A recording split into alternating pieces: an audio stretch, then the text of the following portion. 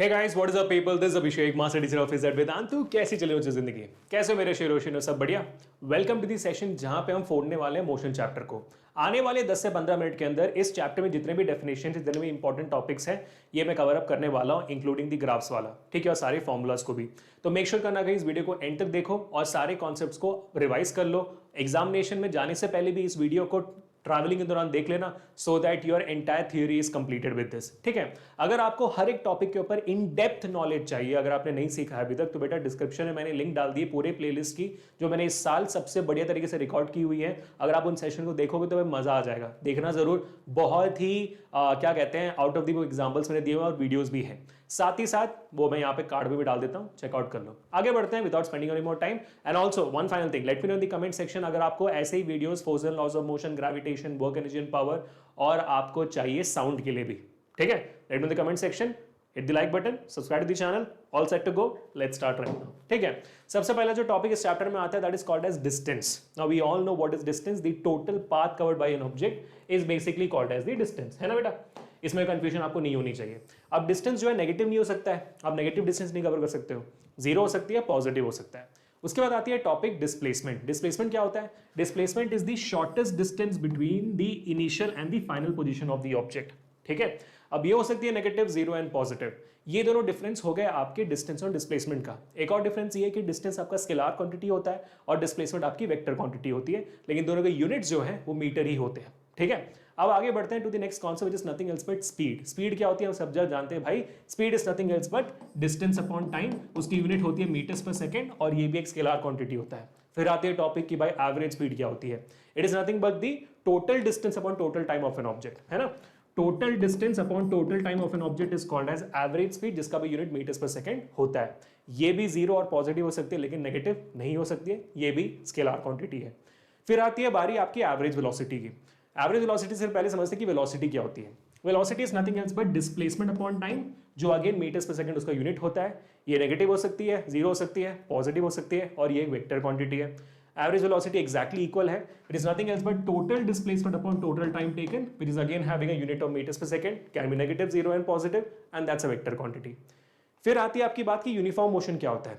जब एक object equal time में इक्वल डिस्टेंस कवर करता है उसको हम यूनिफॉर्म मोशन कहते हैं, ठीक है। और जब एक ऑब्जेक्ट इक्वल टाइम में अनइक्वल डिस्टेंस कवर करता है उसको हम नॉन यूनिफॉर्म मोशन कहते हैं। We all know this very clearly.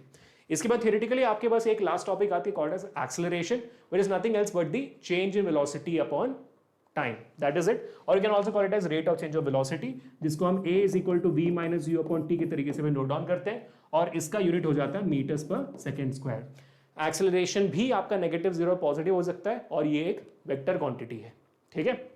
अब आगे बढ़ते हैं, which is nothing else but भाई ग्राफ। ग्राफ हम क्यों बनाते हैं? ताकि हम एक बहुत ज्यादा इंफॉर्मेशन को एक छोटे से जगह पे स्टोर कर सके graphically.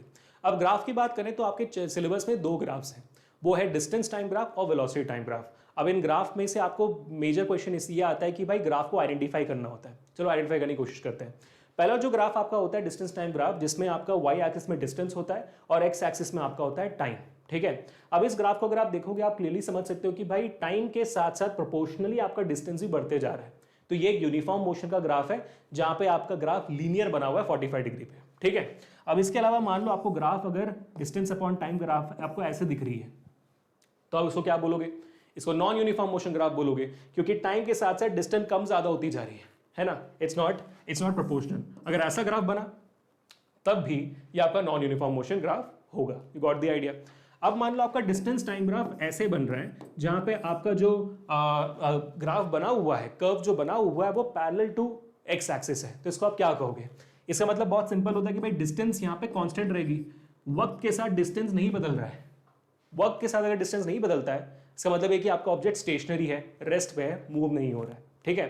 These are the type of graphs you can expect from distance time graph. और इसके अलावा आपको ये भी याद रखना है कि डिस्टेंस टाइम ग्राफ में ये जो कर्व है, कर्व का स्लोप आपको क्या देता है? मैथमेटिक्स में हमने पढ़ा हुआ है स्लोप ऑफ द कर्व का formula which is nothing else but y axis upon x axis, है ना। ये फॉर्मूला होता है। y एक्सिस क्या है? यहाँ पे डिस्टेंस है, x एक्सिस आपका टाइम है, और डिस्टेंस अपॉन टाइम आपको क्या देती है? स्पीड। यस, सो आपका slope of a distance time graph gives you speed, पूरी तरीके से याद रखिएगा, ठीक है।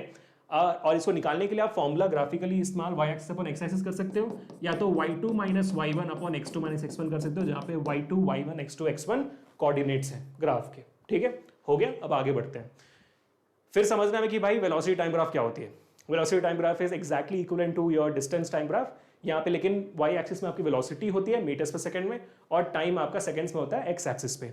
अब इसमें क्या क्या वैरायटी ऑफ ग्राफ मिल सकता है। पहले तो आप ये देख सकते हो कि भाई एक जो लीनियर ग्राफ है आपका, है ना, सबसे पहला जो ग्राफ है आपका, ये आपका लीनियर ग्राफ है। इसमें क्या सिंबलाइज हो रहा है, आपको क्या समझ में आ रहा है इसको, कि भाई टाइम के साथ साथ वेलोसिटी प्रोपोर्शनली इंक्रीज हो रही है ना। सो this is not a constant velocity graph, नहीं, वेलोसिटी कांस्टेंट नहीं है यहाँ पे, लेकिन वेलोसिटी इंक्रीज हो रही है प्रोपोर्शनली, तो यहाँ पे एक्सेलरेशन कांस्टेंट है। So this is called as a constant acceleration graph. ठीक है, अब हमेशा याद रखना कि वेलोसिटी टाइम ग्राफ जब भी बनाओगे वो हमेशा नॉन यूनिफॉर्म मोशन ही होगा अगर वो वेलोसिटी टाइम के साथ बदल रही है।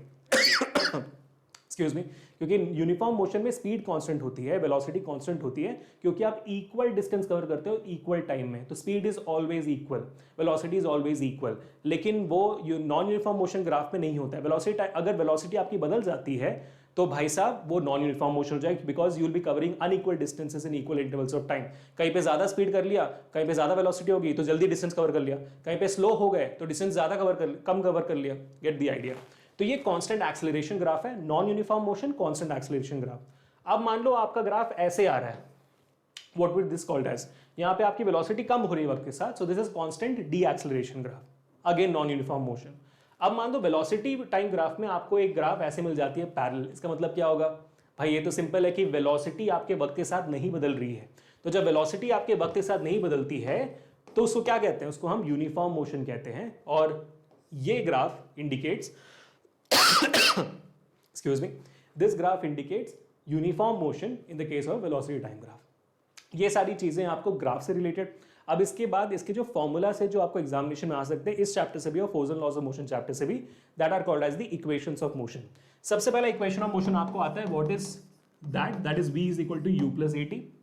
दूसरा आपको आता है s is equal to ut plus half at square. तीसरा आपको आता है v square minus u square is equal to 2as। ये तीन फॉर्मूला से जो आपको एग्जामिनेशन में आते हैं, जहां पे v is final velocity, u is initial velocity, a is acceleration, t is time, s is displacement, और बाकी सारी चीजें आपके सेम टू सेम है।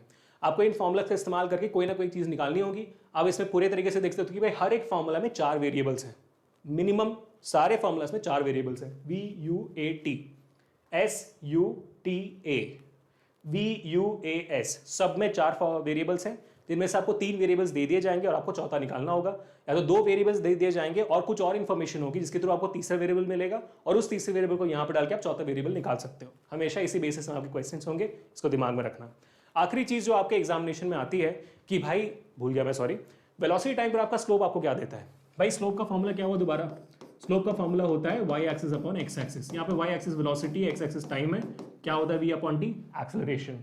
तो vt ग्राफ में आपको स्लोप एक्सेलरेशन देती है, ठीक है। उसके बाद यहाँ पे एक और चीज होता है, called as area under the curve, है ना।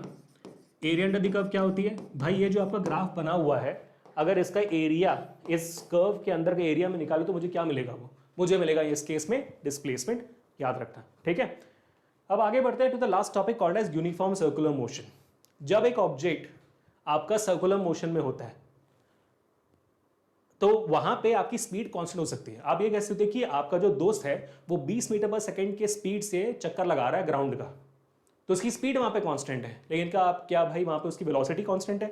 नहीं, क्योंकि हर एक पॉइंट पे जब आपका दोस्त चक्कर लगा रहा होगा तो हर एक पॉइंट पे उसका जो डायरेक्शन है वो बदल रहा होगा, और क्योंकि यहाँ पे डायरेक्शन बदल रहा है और क्योंकि वेलोसिटी एक वेक्टर क्वांटिटी है, डायरेक्शन बदलने से वो भी बदलेगा, तो वेलोसिटी यहाँ पे बदल रही है। और क्योंकि ये वेलोसिटी बदल रही है, इसको हम यूनिफॉर्म मोशन नहीं कह सकते, ठीक है। लेकिन यहाँ पे स्पीड कांस्टेंट है, इसलिए इसका नाम हमने रख दिया यूनिफॉर्म सर्कुलर मोशन। लेकिन यहाँ पे ये आपको याद रखना है कि ये यूनिफॉर्म सर्कुलर मोशन एक्सेलरेशन यहाँ पे है, यहाँ पे एक्सेलरेशन हो रहा है। क्यों हो रहा है? क्योंकि वेलोसिटी हर एक पॉइंट में बदल रही है। यहाँ पे वेलोसिटी कैसे निकाल सकते हो भाई, अगर इस पोजीशन में मुझे इस ऑब्जेक्ट का वेलोसिटी निकालना है तो सिंपल है, उस पॉइंट पे मैं टैंजेंट बना दूंगा सर्कल पे, तो आपकी वहां पे वेलोसिटी मिल जाएगी आपको, ठीक है, वेलोसिटी डायरेक्शन मिल जाएगा। So this was all about this entire chapter. One last thing which you can let me know in the comment section that if you want this for the other chapters, and also अगर मुझे uniform circular motion में velocity का value निकालना है, speed का value निकालना है, तो उसका फॉर्मूला क्या होना चाहिए मुझे डिस्क्रिप्शन में जरूर बताइएगा, सॉरी कमेंट्स में जरूर बताइएगा। मिलते हैं नेक्स्ट सेशन में। Until this Abhishek signing off, piece.